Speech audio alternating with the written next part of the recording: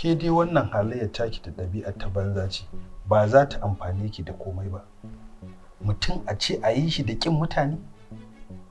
Baƙi na sun zo takanas zan suka min ziyara mu ɗauki lokaci mai tsawo da su, amma saboda baƙin halinki sun kasa zama? To me nayi? Na ce musu su tashi tafi ne, me haɗi na da tafiyan su? Halinki ma mummuna na ƙin mutane, ki canja. Dakata dan Allah.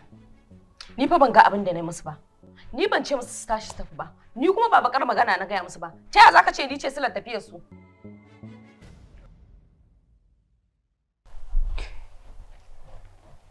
Ke kuma ba ina zaki?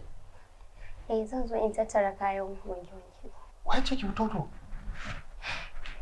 Ke da baki da lafiya? Ko matsa miki aka ki fito? A'a, ba wanda ya matsa min, da kaina na fito. Ke don't lie to me. Akan me zai matsa miki in bai wani abu shikenan? Wani irin rashin tausayi ne wannan? Mutum bai da lafiya bari a bar shi ya samu lafiya ba, akan kowa take wannan jarabta ta ubangiji shikenan a matsa masa a ce sai ya fito ya aiki. What kind of injustice is this? Saba ta kura min ta yi ba. Ke, ina magana kina magana? Sorry sir. Kin sha maganin ki kuwa? Na sha. Koma ciki ki huta.